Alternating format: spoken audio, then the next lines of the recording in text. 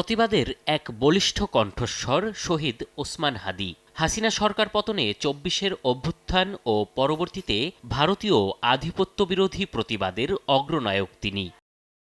১৯৯৩ সালের ৩০ জুন ঝালকাঠির নলছিটি উপজেলায় এক মুসলিম পরিবারে জন্মগ্রহণ তার। হাদির বাবা একজন মাদ্রাসা শিক্ষক ও মসজিদের ইমাম। ৬ ভাইবোনের মধ্যে হাদি সর্বকনিষ্ঠ।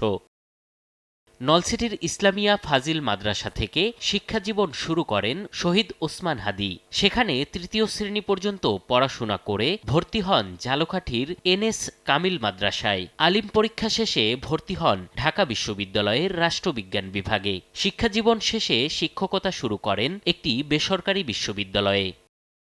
জুলাই আন্দোলনে রামপুরা এলাকায় সমন্বয়ক হিসেবে দায়িত্ব পালন করেন শহীদ ওসমান হাদি। আন্দোলনে অগ্রণী ভূমিকার পর ইনসাফভিত্তিক একটি রাষ্ট্র ব্যবস্থা গঠনের লক্ষ্যে প্রতিষ্ঠা করেন সাংস্কৃতিক ও রাজনৈতিক প্ল্যাটফর্ম ইনকলাব মঞ্চ, যার মধ্য দিয়ে অভ্যুত্থানের স্মৃতিরক্ষা, অপরাধীদের বিচার, আহত নিহত ব্যক্তিদের স্বীকৃতি ও জুলাই চার্টার ঘোষণার দাবি তোলেন হাদি, যা তাকে নিয়ে আসে রাজনৈতিক আলোচনায়। এরপর নিজেকে ঢাকা ৮ আসনের স্বতন্ত্র প্রার্থী ঘোষণা করে নেমে পড়েন প্রচারণায়।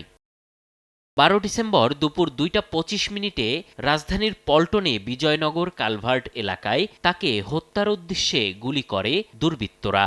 ১৮ ডিসেম্বর সিঙ্গাপুরে চিকিৎসাধীন অবস্থায় না ফেরার দেশে পাড়ি জমান এই বীর যোদ্ধা।